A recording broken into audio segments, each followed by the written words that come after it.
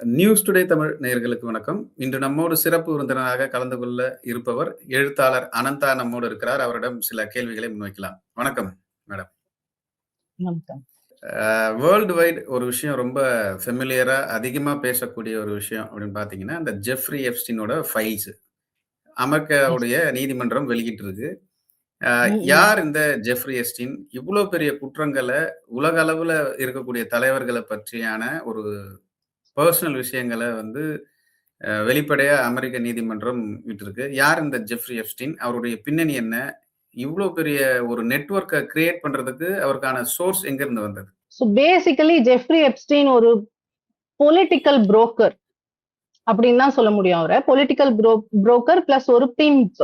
இந்த ஒரு ரீசன்னால தான் பல தலைவர்கள், பல ஹெட் ஆஃப் ஸ்டேட்ஸோட அந்தரங்கமான விஷயங்கள், கீழ்த்தரமான நடவடிக்கை இதெல்லாம் வந்து அவனுக்கு பட்டவர்த்தனமா தெரிய வருது. அவனோட சேர்ந்து ஈடுபடுறதுனால அவனுக்கு வந்து இவங்க மேல ஒரு கண்ட்ரோல் வருது. சோ ஒரு பவர் டைனாமிக் அப்படிதான் அவனுக்கு செட் ஆகுது. உலகளாவிய தலைவர்களுடைய ஒரு நெருக்கம் எப்படி கிடைக்குது? என்னென்ன குற்றங்கள் பண்ணியிருக்காரு? அந்த தீவுல என்ன நடந்தது? இவ்வளவு குழந்தைகள் வந்து பாதிக்கப்பட்டிருக்காங்கன்னு சொல்றாங்க. நிறைய பேர் வந்து இப்போ வெளிப்படையா பேச ஆரம்பிக்கிறாங்க. என்ன நடந்தது அந்த தீவுல? 1200க்கு மேல பெண்கள் இவன் மேல வழக்கே பதிவு செஞ்சிருக்காங்க. அவங்கள வந்து விக்டிமாவே கன்சிடர் பண்ணிருக்கு அமெரிக்கன் கோர்ட், அதாவது department of justice.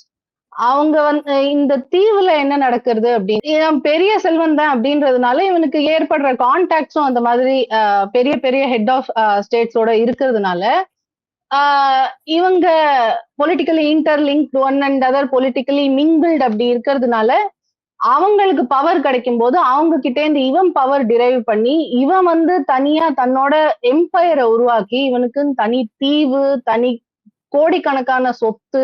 Jeffrey Epstein வந்து ஹெட் ஆஃப் ஸ்டேட்ஸோட ரொம்ப க்ளோஸா இருக்கிறதுனால, அதாவது இந்த பெர்வர்ஷன்ஸ், இந்த கேவலமான கீழ்த்தரமான செயல்ல எல்லாம் அவன் வந்து ஈடுபட்டதுனால, அவன் வந்து ஃபெசிலிட்டேட் பண்ணதுனால, இவங்களுக்கெல்லாம் இதெல்லாம் சப்ளை பண்ணதுனால கிட்டத்தட்ட அவனுக்கு இவ்வளவு அளவுக்கு ஒரு பவர் சென்டரா அவன் மாறுறான். அவன் பவர் சென்டரா மாறுறதுக்கு அவனோட செல்வமும் ஒரு சைடு சேர்றது. ஒரு பக்கம் அவனோட ஐலாண்ட்ஸ், ஒரு பக்கம் மேன்ஷன்ஸ், பிளேன்ஸ், ஷிப்ஸ் எல்லாமே அவன் வந்து சொத்துக்களை சேர்க்கிறான். ரொம்ப செக்லூடடா இருக்கிறதுனால அவன் தனிச்சையா அவன் என்ன செயல்பட்டாலும் அவனை வந்து மானிட்டர் பண்றதுக்கு யாரும் இல்ல. மானிட்டரே பண்ணினாலும் என்ன ஆயிர போறது, நம்ம வந்து இது பண்ணிக்கலாம், என்ன சொல்றது, பவர் சென்டரும் நம்ம கையில தான் இருக்கு, நம்மள ஒன்னும் பண்ண முடியாது அப்படின்ற ஒரு மெத்தனம். இதெல்லாம் சேர்ந்து ஜெஃப்ரி எப்ஸ்டீனை ஒரு மிருகமா மாத்தி அவனோட கூட இருந்த பீப்புள், அவனோட கூட ஃப்ரெண்ட்ஸ், அவனோட கூட இருக்கிற கலீக்ஸ் எல்லாரையும் வந்து அசிங்கமான பிஹேவியர், சிறு குழந்தைகளை வந்து பாலியல் வன்கொடுமைக்கு ஈடுபடுத்தி துன்புறுத்தி பல கேவலமான செயல்களை செஞ்சுன்னு வந்திருந்தான். என்ன மாதிரியான குற்றங்கள் அவர் மீது இருக்கு? என்ன சார்ஜ் ஷீட்? சிறு குழந்தைகள் ஃபர்ஸ்ட் வந்து எடுத்த உடனே பெடோஃபீலியா, அதாவது ஏஜ் வந்து கிட்டத்தட்ட 6 வயசு, 6 வயசுல இருந்து ஐ திங்க் சோ. அவன் வந்து சின்ன ரொம்ப பச்சிளம் குழந்தைகள் எல்லாம் அவன் வந்து இந்த மாதிரி கேவல செயல்களுக்கு ஈடுபடுத்தி இருக்கான், துன்புறுத்தி இருக்கான் அப்படின்னு இப்ப வர ரிப்போர்ட்ஸ் அவ்வளவு கொடுமைகளை சொல்றது. ஆனா வந்து இதுக்கு முன்னாடி நம்மளுக்கு வந்த ரிப்போர்ட்ஸ் வந்து as young as 6 years old, ஒரு 6 வயசு சிறுவன் இந்த கம்ப்ளைண்டா இருந்திருக்கான். சிறு குழந்தைகளை வச்சு பாலியல் துன்புறுத்தல், பெடோஃபீலியா. இந்த பெடோஃபீலியா வந்து அவன் மட்டும் பண்ணாம அவன் வந்து கூட இருக்கிற பொலிட்டீஷியன்ஸ், பொலிட்டிக்கல் ஹெட்ஸ், பிசினஸ் கங்க்ளோமரேட்ஸ், அதாவது பிசினஸ் ஹெட்ஸ், அதாவது நம்ம இப்ப பில் கேட்ஸ் எடுத்துக்கலாம், பில் கிளின்டன் எடுத்துக்கலாம், நம்ம ட்ரம்ப் எடுத்துக்கலாம், இந்த மாதிரி பெரிய பெரிய நேம்ஸ் இன்வால்வ் ஆயிருக்கு. இவங்க எல்லாருக்கும் குழந்தைங்களை, சின்ன குழந்தைங்களை சப்ளை பண்ணியிருக்கான் அவங்களோட குரூர செயல்களுக்கு. இதுதான் அவன் மேல வச்சிருக்கிற குற்றச்சாட்டு. இதுக்குதான் ஆக்சுவலா 2008லயே அவன் மேல ஒரு குற்றச்சாட்டு இதே மாதிரி வைக்கிறாங்க. அவங்க வந்து யூஎஸ் கோர்ட்ஸ் வந்து புளோரிடால ரொம்ப லீனியண்டா அவனை வந்து கொஞ்ச நாள்லயே விடுதலை பண்ணி கொஞ்ச நாள்லயே அவனோட சென்டென்ஸை வந்து ஃபினிஷ் பண்ணிக்கிற மாதிரியும் அவனுக்கு ஒரு ஸ்வீட் ஹார்ட் டீலும் கொடுக்குது. தட் நீ வந்து நீயோ உன்னை சார்ந்த யாருமோ இந்த மாதிரியான குற்ற செயல்களை எடுத்துன்னு வந்து கம்ப்ளைண்ட் கொடுத்தா அவங்களுக்கு வந்து இம்யூனிட்டி கொடுக்கறேன் அப்படின்னு சொல்ற மாதிரி ஒரு sweetheart deal Florida courts கொடுக்குது அவனுக்கு. பட் அதுக்கப்புறமா நியூயார்க்ல கேஸ் திருப்பி ரெஜிஸ்டர் ஆகுது, வேற கம்ப்ளைண்ட் வேற கேஸ் திருப்பி ரெஜிஸ்டர் ஆகும்போதுதான் அவன் வந்து செகண்ட் டைம் அரெஸ்ட் ஆறான். செகண்ட் டைம் அரெஸ்ட் ஆகி ஜெயிலுக்குள்ள இருக்கும்போதுதான் he dies by suicide is what the official report. அதுதான் official report. பட் அவர் உண்மையிலேயே சூசைட் பண்ணிக்கிறாரான்றது ஒரு பிக்கெஸ்ட் கொஸ்டின் ஒன்று இருக்கு. இப்போ நம்மளுக்கு வர ஃபைல்ஸ் இப்ப இந்த ரிலீஸ் பண்ணிருக்கிற கோப்பெல்லாம் பார்த்தா நம்மளுக்கு வந்து அது சூசைடா அப்படின்ற கேள்வி தாராளமா வரும். ஏன்னா எவ்வளவு பெரிய பெரிய பெரிய பேரு, எவ்வளவு பெரிய ஆளுங்க, எவ்வளவு வேர்ல்டையே கண்ட்ரோல் பண்ற பீப்புள் இவங்க எல்லாம். அவன் ஒரு ஆஃப்டர் ஆல் ஒரு புள்ளிதான், ஆஃப்டர் ஆல் ஒரு சின்ன டாட் தான். ஆனா குற்றம் மொத்தமும் அவன் மேலேயே சுமத்தி அவன் மட்டும்தான் குற்றவாளி. அவனோட காதலி கிலைன் மேக்ஸ்வெல் அவதான் குற்றவாளி, அவன் தான் குற்றவாளின்ற மாதிரி ரெண்டு பேருக்குள்ளேயே சுருக்கி இந்த விஷயத்த மத்தவங்க யார் மேலயும் அக்கௌண்டபிலிட்டி போகாத அளவுக்கு இப்ப ட்விஸ்ட் பண்ணி வச்சிருக்காங்க இந்த விஷயத்த. யாருமே குற்றம் செய்யல, அவங்க ரெண்டு பேர் தான் அந்த மாதிரி கேவலமான செயல்ல ஈடுபட்டாங்கன்ற மாதிரி. பட் அப்படி கிடையாது. கிட்டத்தட்ட எல்லாருமே இந்த மாதிரியான விஷயங்கள்ல ஈடுபட்டிருக்காங்க. அவ்வளோ பெரிய பெரிய ஆளுங்க இந்த மாதிரி விஷயத்துல ஈடுபட்டிருக்காங்க, பெரிய பெரிய தலைவர்கள் இந்த மாதிரி விஷயத்துல ஈடுபட்டிருக்காங்கன்றதுதான் நம்மளுக்கு இப்போ வர ரிப்போர்ட்ஸ், நம்மளுக்கு இப்போ ரிலீஸ் ஆன டாக்குமெண்ட்ஸ்ல ஃபைல்ஸ்ல வந்திருக்கிற ப்ரூஃப். அண்ட் அவன் சூசைட் தான் பண்ணிட்டானா அப்படின்ற கேள்விக்கு வெல் அதுவும் ஒரு கேள்விக்குறிதான்.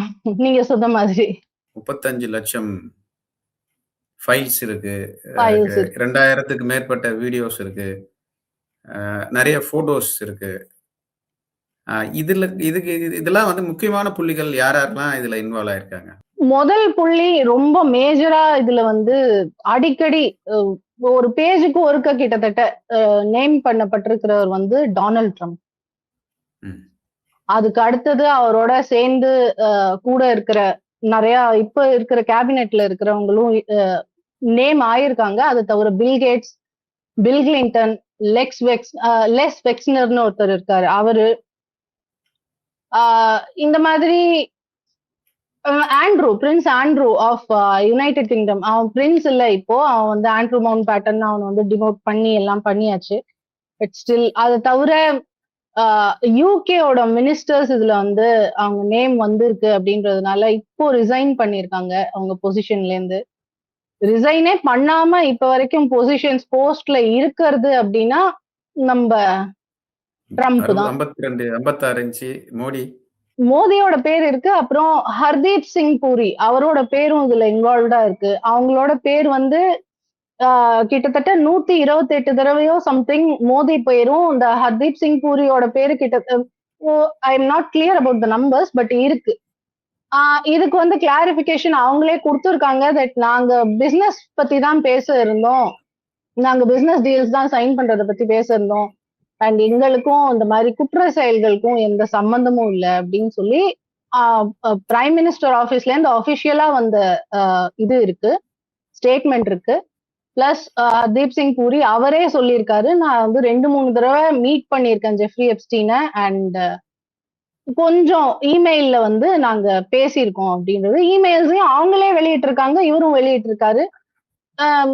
குற்ற செயல் அப்படின்னு பார்த்தா நீங்க கேக்குற மாதிரி இந்த பெடோஃபீலியா இல்ல இந்த ரேப், எக்ஸ்டார்ஷன் இந்த மாதிரி இல்ல டார்ச்சர் இதுல ஈடுபட்டிருக்காங்களா அப்படின்னு கேட்டா கிடையாது. பட் இவங்க வந்து ஒருவேளை காம்ப்ரமைஸ் ஆகி டிஃபென்ஸ் டீல் சைன் பண்ணிருக்கலாமோ அப்படின்ற ஒரு கேள்வி இருக்கு. பிகாஸ் அதுக்கான அறிகுறி தான் அந்த மெயில்ஸ்ல இருக்கு. அது நாட்டுக்கே ஆபத்து கிட்டத்தட்ட.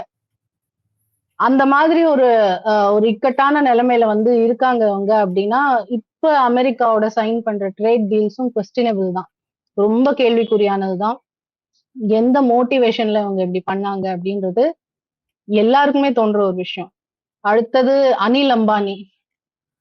அனில் அம்பானி டைரக்டா வந்து இந்த மாதிரி ஒரு செயல்ல ஈடுபட்டிருக்காரு. அவருக்கு டைரக்ட் கான்டாக்ட் இருந்திருக்கு எப்ஸ்டீனோட. அவர் ஃபெசிலிட்டேட் பண்ணியிருக்காரு ஒரு சில விஷயங்கள், ஒரு சில செயல்களுக்கு அனில் அம்பானிக்கு. அண்ட் அதுக்கு ப்ரூஃபோட அவங்க வந்து இது ரிலீஸ் பண்ணியிருக்காங்க டாக்குமெண்ட் யூஎஸ்.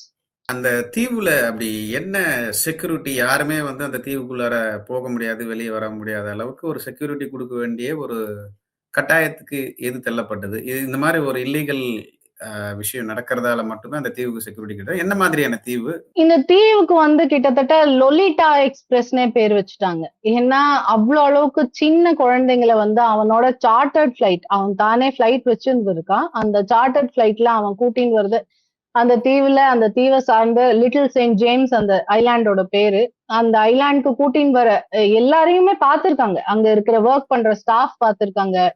ஆஹ் அங்க இருக்கிற டாக்டர்ஸ், அங்க இருக்கிற நர்சஸ். ஏன்னா இவன் பண்ற வேலைகளுக்கு definitely doctors, nurses, medical professionals இவங்க எல்லாரோட ஹெல்ப்பும் தேவை. எல்லாரோட ஹெல்ப்பும் இருந்திருக்கு. லா என்ஃபோர்ஸ்மெண்டோட ஹெல்ப் இருந்திருக்கு. அவன் கிட்டத்தட்ட ஓப்பனாவே சொல்லியிருக்கான். நீ வந்து போய் போலீஸ்ல கம்ப்ளைண்ட் கொடுத்தனா police is in my pocket அப்படின்னு ஈஸியா சொல்லியிருக்கான். I have bought the police அப்படின்ற ஆரகன்ஸ். அண்ட் இந்த ஆரகன்ஸ் வந்து ஒரு பவர், ஒரு என்ன சொல்றது, extraordinary wealth and extraordinary power, இந்த மாதிரி ஒரு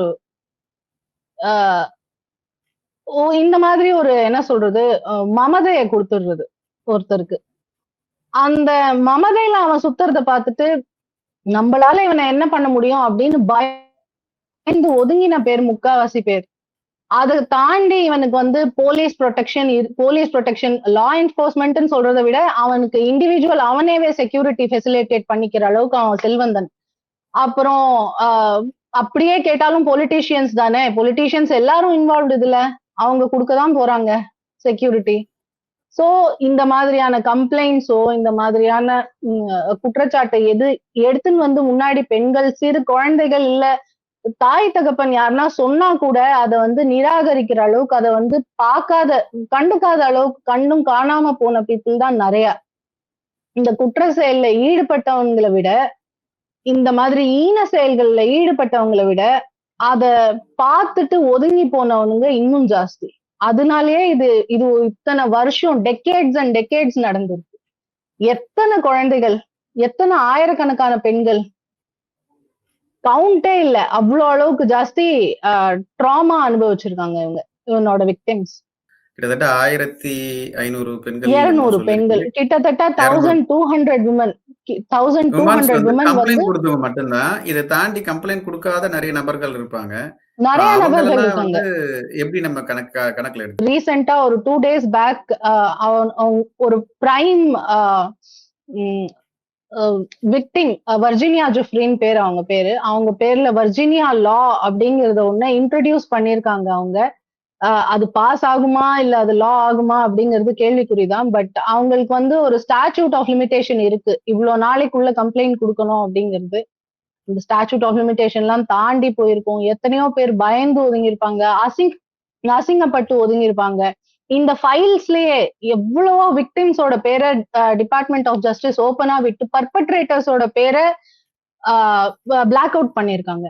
அந்த மாதிரி இதுல தானா முன் வந்து சொன்னாதான் விக்டிம்ஸ் இந்த டைம்ல நான் வந்து ஜெஃப்ரி எப்ஸ்டீனால பாதிக்கப்பட்டேன், கிலைன் மேக்ஸ்வெல்லால பாதிக்கப்பட்டேன், தானா முன் வந்து சொன்னாதான். நம்மளால ஐடென்டிஃபை பண்றதுக்கு முடியாது. ஏன்னா இவங்க எந்த மாதிரியான குழந்தைங்களை இந்த மாதிரி செயல்ல ஈடுபட்டிருக்காங்க படுத்திருக்காங்கன்னா, இந்த மாதிரி ரெஃப்யூஜி கேம்ப்ஸ்ல சின்ன சின்ன என்ன சொல்றது, குழந்தைகள் காப்பகம் இது மாதிரிலாம் இருக்கு இல்லையா, இந்த மாதிரியான அவங்களுக்கு கேள்வி கேட்கறதுக்கு ஆள் இல்ல, அவங்கள வந்து தேடுறதுக்கு ஆள் இல்ல அப்படிங்கிற மாதிரி ஆயிரக்கணக்கான குழந்தைங்களை அவங்க வந்து அங்க டிராபிக் பண்ணிருக்கிறது தான் அவங்க மேல இருக்கிற அனதர் மேஜர் கம்ப்ளைண்ட்.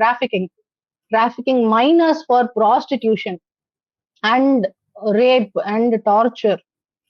இது அவங்க மேல இருக்கிற குற்றச்சாட்டு. இவங்க அத்தனை பேர் மேலயும் இருக்கிற குற்றச்சாட்டு. பட் நிரூபணமானது ஜெஃப்ரி எப்ஸ்டீன் மேல. யாரோ பாதிக்கப்பட்ட நபர் யாரோ கம்ப்ளைண்ட் கொடுக்குறாங்க, இந்த நபர் தான் வந்து என்ன வந்து அபியூஸ் பண்ணவங்க அப்படின்னு சொல்லும்போது அவங்க மீது எந்த ஒரு நடவடிக்கை எடுக்காம இருக்கிறதுக்கு என்ன காரணம்? பொலிட்டிக்கல் பவரா, பினான்சியல் பவரா? பொலிட்டிக்கல் பவர், ஃபினான்ஷியல் பவர் தாண்டி பொலிட்டிக்கல் பவர் ஒண்ணு. 2வது இது வந்து ஹியர்ஸேயா மாறிடுறது இல்லையா? ஏன்னா சீஃப் குற்றவாளி ஜெஃப்ரி எப்ஸ்டீன் இதெல்லாம் ஃபெசிலிட்டேட் பண்ணது அவன் தான். அவன் ஐலாண்ட்ல தான். அவன் இல்ல. இதெல்லாம் போய் கம்ப்ளைண்டா சொன்னாலும் அவங்க வந்து ப்ரூவ் பண்ண வேண்டிய கட்டாயத்துல கிட்டத்தட்ட அவங்களே ப்ரூவ் பண்ண வேண்டிய கட்டாயத்துல அவங்களே இருப்பாங்க. அண்ட் இப்ப டொனால்ட் ட்ரம்ப் மேல இவ்ளோ பேர் குற்றச்சாட்டு சொல்லியிருக்காங்க. இப்ப வரைக்கும் இம்பீச்மெண்ட் பத்தி கூட யோசிக்காத கண்ட்ரி அது. இவங்க எப்படி வந்து ஒரு விக்டிம் வந்து முன்ன வந்து சொல்லும்போது அத அக்னாலேஜ் பண்ணுவாங்க. அதுக்கான ஒரு அப்ரோர் தான் இது. அமெரிக்காவுல என்ன மாதிரியான முன்னெடுப்ப பப்ளிக் வந்து கொண்டு போய் சேர்க்குறாங்க? அங்க இவங்களுக்கான எதிர்ப்பு இருக்குதா? டொனால்ட் ட்ரம்ப் மேல பல்வேறு குற்றச்சாட்டுகள வச்சு போராட்டம் நடத்துற மாரி வீடியோஸ்லாம் பார்க்குறோம். உண்மையிலேயே அது இட்ஸ் ஹேப்பனிங் தேர். ஆமா. Definitely it is happening. And பீப்பிள்க்கு வந்து அப்ரோர் அப்படின்னு கேட்டா கோவம் இருக்கு. சலசலப்பு இருக்கு, ஆச்சரியம் இருக்கு, அவமானம் இருக்கு, எல்லாமே இருக்கு. ஆனா வந்து அதுக்காக அவங்க எதனா செய்றாங்களா அப்படின்னு கேட்டா, அது வந்து நோ.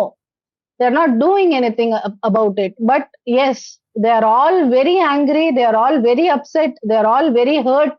அவங்க சென்டிமெண்ட்ஸ் அப்செட் ஆயிருக்கு. அவங்களுக்கு வந்து டொனால்ட் ட்ரம்ப் இருக்கக்கூடாது. இதுக்கு மேல பிரசிடென்ட்டா கண்டினியூ பண்ணக்கூடாதுன்றதுல அவங்க கிளியரா இருக்காங்க. ஆனா அதுக்கான ஸ்டெப்ஸ் எதனா அவங்க எடுக்கிறாங்களா அப்படின்னு கேட்டா இன்னும் பப்ளிக்கே எடுக்கல. ஏன்னா 3 மில்லியன் டாக்குமெண்ட்ஸை டம்ப் பண்ணிருக்காங்க அவங்க மேல. இது கிட்டத்தட்ட ஒரு சைக்கலாஜிக்கல் வார்ஃபேர் தான்.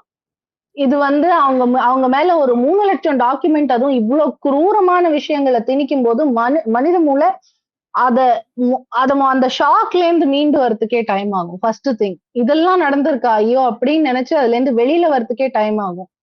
அதுக்கப்புறம் அது வந்து டீசென்சிட்டைஸ் ஆயிடும். இதை எப்படி நம்மளால மாத்த முடியும்? நம்மளால ஒண்ணும் பண்ண முடியாது. இதுதான் நடந்துட்டே தான் இருக்கு. இதுதான் இதுக்கு முன்னாடி இந்த கம்ப்ளைண்ட் வந்திருக்கு. பீட்சா கேட்னு ஒரு கம்ப்ளைண்ட் வந்திருக்கு. இந்த கம்ப்ளைண்ட் அடிக்கடி வந்திருக்கு. ஆனா எதுவும் மாறல. இப்ப என்ன மாறிட போறது?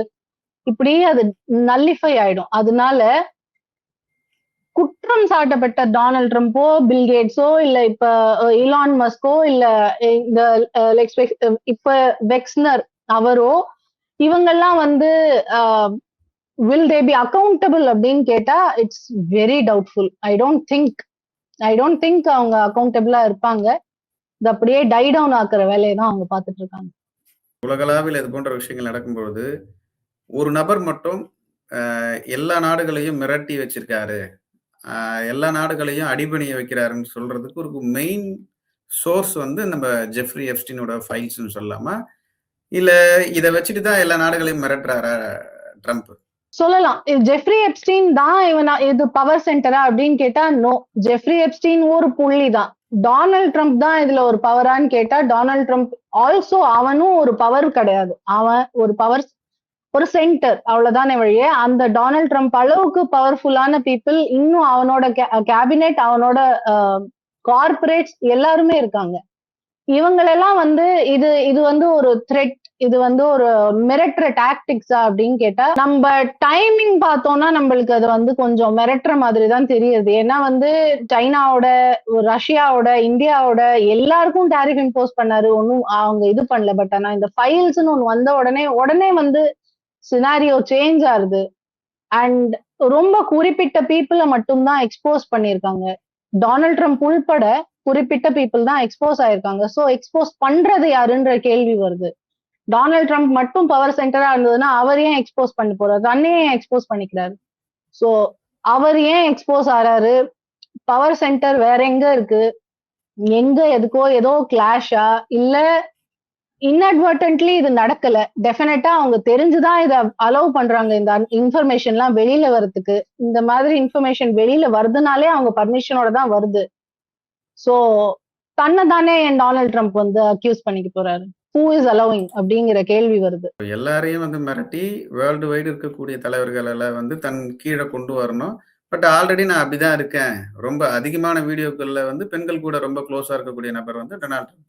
அதன் மீதான விமர்சனம் வந்து பெரிய அளவுக்குள்ள எடுத்துக்க முடியாது. பட் அதை தாண்டி மோடியோ இல்ல தலாய் லாமாவோ இல்ல மற்ற பிற பெரிய தலைவர்கள்லாம் வந்து சொல்லும்போது, அவங்க இத பெருசா எடுத்துக்க மாட்டாங்கல்ல. ஆல்ரெடி டொனால்ட் ட்ரம்ப் மேல இது போன்ற குற்றச்சாட்டுகள் நெறைய இருக்கு. டொனால்ட் ட்ரம்ப் மேல குற்றச்சாட்டு ஏற்கனவே பெண்களோட இருக்கிறத பத்தி, பெண்களோட தொடர்பு இருக்கிறது இருக்கு. பட் ஆனா அ அ ஒரு பெடோஃபைல் அப்படிங்கிற ஒரு குற்றச்சாட்டு இப்போதான் ப்ரூஃபோட வெளியில வருது.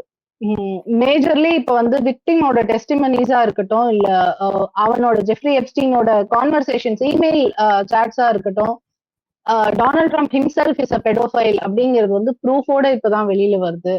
அண்ட் இதனால நான் வந்து மிரட்டலாமா அப்படின்னு கேட்டா, தலாய் லாமாவோ, மோடியோ இவங்களெல்லாம் வந்து மிரட்டலாமா அப்படின்னு கேட்டா, இவங்கள மிரட்டுறதுக்கு வேற வழிதான் இருக்கே. டாரிஃப்ஸ் இருக்கே. இதெல்லாம் வந்து ஒர்க் அவுட் ஆகல. டொனால்ட் ட்ரம்ப் மேல ஏற்கனவே இந்த குற்றச்சாட்டு இருந்ததுனாலும், இது இப்பதான் வந்து ப்ரூவ் ஆகியிருக்கு. ப்ரூஃப்ஸ் வந்து இப்பதான் கிடைச்சிருக்கு. டொனால்ட் ட்ரம்ப் வந்து ஒரு பெடோஃபைல் அப்படிங்கிறதுக்கு.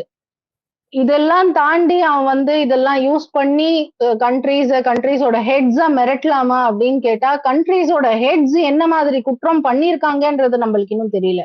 இஃப் சப்போஸ் மோடியோ, தலாய் லாமாவோ இந்த மாதிரியான குற்றச்செயல்ல ஈடுபட்டிருந்தாங்கன்னா, இந்நேரம் அவங்களோட ப்ரூஃப் வெளியில வந்திருக்கும். அப்படி அவங்க அந்த மாதிரி ஒரு குற்றச்செயல்ல ஈடுபட்டிருக்காங்கன்னா, எப்படி ட்ரம்போ அதே மாதிரி தான் மோடியும். அவங்களுக்கும் எந்த ரைட்டும் கிடையாது. இப்போ நம்மள வந்து லீட் பண்றதுக்கோ, நம்மள வந்து ஹெட் ஆஃப் ஸ்டேட்டா இருக்கிறதுக்கோ. பட் இப்ப வரைக்கும் அந்த மாதிரி ஒரு ப்ரூஃப் வரல. இதுலயே கார்னர் பண்றதுக்கு வழி ஃபர்தரா எதனா இவங்க வந்து ரிலீஸ் பண்ணிடுவாங்கன்ற பயத்துல இவங்க போறாங்களா?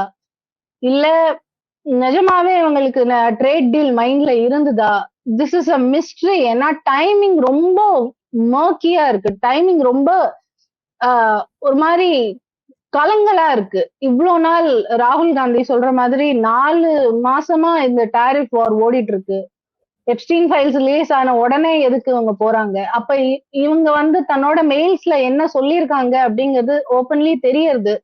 ஏதோ இஸ்ரேலோட டிஃபென்ஸ் டீல் நடந்திருக்கு. அதுக்கு ப்ரூஃப் இருக்கு. சோ டிஃபென்ஸ் டீல் அளவுக்கு போயிருக்குன்னா நேஷனோட செக்யூரிட்டி காம்ப்ரமைஸ் ஆயிருக்கு. இது ரொம்ப பெரிய குற்றச்சாட்டு தானே. இத வச்சு அ மிரட்டலாமே. கண்டிப்பா மிரட்டுறதுக்கான ஒரு விஷயத்த தான் பண்றதா அந்த சொல்றாங்க. மிரட்டின எல்லாரும் சொல்றாங்க. வேலையால தான் இந்த டாரிஃப் வந்து வந்திருக்கு. டாரிஃப் வந்து குறைக்கப்பட்டிருக்கு. இல்ல வந்து இந்த ட்ரேட் டீல் சைன் ஆயிருக்குன்னு சொல்றதுலயோ, நம்ம காமன் பீப்பிளா யோசிக்கிறதுலயோ தப்பு இல்லையே. எப்ஸ்டீன் ஃபைல்ஸ் வந்து ஒரு நீண்ட நாளுக்கு அப்புறம் வெளிய வருது. ஆல்ரெடி ஸ் ஸ்பேஸ் 1 இது வந்து ஸ்பேஸ் 2 மாதிரி ரிலீஸ் பண்றாங்க. இப்போ ஸ்பேஸ் 2 வந்ததுக்கு அப்புறம் தான் அது இவ்ளோ பெரிய விஷயமா மாறுது. அதுல உலக தலைவர்கள், மல்டி மில்லியனியர்ஸ்லாம் வந்து அதுல இன்வால்வ் ஆகுறாங்க. இப்ப அவங்கலாம் வந்து தன்னிலை விளக்கக்கூடிய ஒரு சூழல் வருது. ஸோ இந்த ஒரு இந்த இந்த இந்த பொலிட்டிக்கல் வார்ல நடக்கக்கூடிய சிச்சுவேஷன்லாம் இப்ப உலகப் போர் வரக்கூடிய ஒரு சூழ்நிலை இருந்ததுக்கப்புறம், இப்ப திடீர்னு இந்த ஃபைல் வந்ததுக்கப்புறம் எல்லா நாடுகளும் அமைதியாயிட்டாங்க. இந்த போர பத்திலாம் பெருசா செய்திகள்லாம் வெளிய வரல. ஸோ இதுக்கு தான் இந்த ஒரு பாம் வந்து ஒரு ஒரு ரொம்ப நாள் வெயிட் பண்ணி வச்சிருந்து இத வெளிய விட்றாங்களா? அப்படின்ற ஒரு கேள்வி இருக்குல்ல. ஏன்னு கேட்டேன்னா, இன்னொரு இருக்கலாம். கேள்வியும் இதுல இப்ப இருக்கு. டாலருக்கு நிகரா வந்து இன்னொரு கரன்சிய கொண்டு வர்றதா சொல்லி ஒரு பெரிய விஷயம் போயிட்டு இருந்தது. எஸ், ட்ரம்ப் வந்து பல விஷயங்கள வந்து தொடர்ந்து நெருக்கடி குடுத்துட்டே இருந்தாரு உலக நாடுகள் கிட்ட. அ எஸ், எஸ், இப்போ எஸ். இது வரும்பொழுது தான் இப்போ எனக்கு அதுல ஒரு டவுட் ஏற்படுதுல்ல.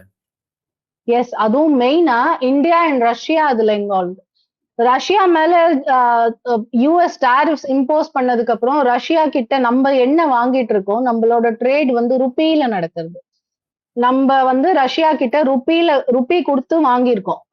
வாங்குறோம், ஆயில் வாங்குறோம். பட் இதுல டாலர் உங்களுக்கு வந்து இன்வால்வ்மென்ட் இல்லாதனால இந்த விஷயம் அவனுக்கு உறுத்ததானே, டொனால்ட் ட்ரம்ப்க்கு உறுத்ததானே செய்யும். டெஃபினெட்லி ஹி என்ன சொல்றது? He claims himself to be a supreme leader. So obviously அவனுக்கு சைனா, ரஷ்யா, இந்தியா ஒரு பவர் சென்டரா, இல்ல பிரிக்ஸ் அவனோட டாலருக்கு அகைன்ஸ்டா ஒரு ஆல்டர்னேட் கரன்சிய கொண்டு வருதோ எல்லாமே ஒரு த்ரெட் தானே. சோ நீ அவங்க கிட்டேந்து என்ன வாங்குறத நிறுத்திட்டு என்கிட்டேந்து தான் என்ன வாங்கணும்ன்ற கட்டாயத்துக்கு இந்தியாவ அவனால தள்ள முடியறதுன்னா, what kind of a world are we living in அப்படிங்கிற கேள்வி இதுக்கு பதில் இல்லையே. திடீர்னு வெனிசுலாவ வந்து கைப்பற்றுறாங்க. அதனுடைய வெனிசுவேலாவை கைப்பற்றினாரு. அதிபர அரெஸ்ட் பண்றாங்க. அதுக்கு எண்ணெய் வளங்கள கைப்பற்றுறாங்க. அதுக்கப்புறம் வந்து இந்தியாவ வந்து டார்கெட் பண்ணி, நீ என்கிட்ட தான் வாங்கணும்னு ஒரு விஷயம் சொல்லும்போது, இதுக்கு எல்லாத்துக்கும் அதுவும் ஒரு காரணம் வெனிசுவேலன் வந்து ஆயில் தான் வாங்கணும். அதுவும் வெனிசுவேலன் ஆயில் தான் வாங்கணும். அதான் சொல்றேன். இதுக்கெல்லாம் பின்புலமா வந்து ரொம்ப நாள் பிளான் பண்ணி ஒரு விஷயத்த இந்த எப்ஸ்டீன் ஃபைல்ஸ கொண்டு வந்திருக்காங்களா? அதுக்கு மட்டும் பிளான் பண்ண மாதிரி இல்ல. பட் அதுவும் ஒன் ஆஃப் த ரீசன்ஸா இருக்கிறதுக்கு வாய்ப்பு இருக்கு. பிகாஸ் இதுல இவங்க மட்டும் அடிப்படல. இந்தியா மட்டும் அடிப்படல. இதுல வந்து யூகேலயும் ப்ராப்ளம்ஸ் இருந்திருக்கு. யூகேலயும் வந்து மினிஸ்டர்ஸ் வந்து ரிசைன் பண்ற சிச்சுவேஷனுக்கு போயிருக்காங்க. அவங்களுக்கு உள்நாட்டிலேயே பிரச்சனை இருக்கு. இது எல்லாமே இருக்கு. பட் இத வந்து ஒரு மிரட்டுற சோர்ஸா யூஸ் பண்ணியிருக்கலாமான்னு கேட்டா, இப்ப வரக்கூடிய ஃபைல்ஸ், இப்ப வரக்கூடிய ப்ரூஃப் எல்லாம் பார்த்தா எதுவுமே நம்மளால நெகேட் பண்ண முடியாது இந்த வேர்ல்டுல. எதையுமே நெகேட் பண்ண முடியாது. அப்படிதான் இருக்கு. எல்லாமே இது ஒரு பாசிபிலிட்டியா இருக்குமோ? அப்படின்னு நம்மளால ஒரு ஒரு பப்ளிக்கா நம்மளுக்கு இதுதான் யோசிக்க முடியும். பிகாஸ் எதுக்குமே பதில் கிடையாது. ஓகே. எல்லாமே இருக்குன்றது நம்மளுக்கு தெரியறது. பட் ஆனா நம்மளுக்கு இதுதான் அப்படின்ற ஒரு பின் பாயிண்ட் பண்ணி we cannot pin anything on anyone. Epstein ஃபைல்ஸ்க்கும் அத தாண்டி உலக அரசியலுக்குமான தொடர்பு என்ன அப்படின்னு சொல்லிட்டு நியூஸ் டுடே தமிழுக்கு நீங்க மிக தெளிவா பேட்டி அளிச்சமைக்கு நன்றி. மற்றொரு நிகழ்ச்சியில மீண்டும் சந்திக்கலாம். வணக்கம். வணக்கம். நேயர்களே, இது போன்ற இன்ட்ரஸ்டிங்கான வீடியோக்கள தொடர்ந்து நாங்கள் தந்து கொண்டிருக்கிறோம். எங்களுக்கான அங்கீகாரம் என்பது எங்க சேனல சப்ஸ்கிரைப் பண்ணி எங்க வீடியோக்கள தொடர்ந்து பாருங்க.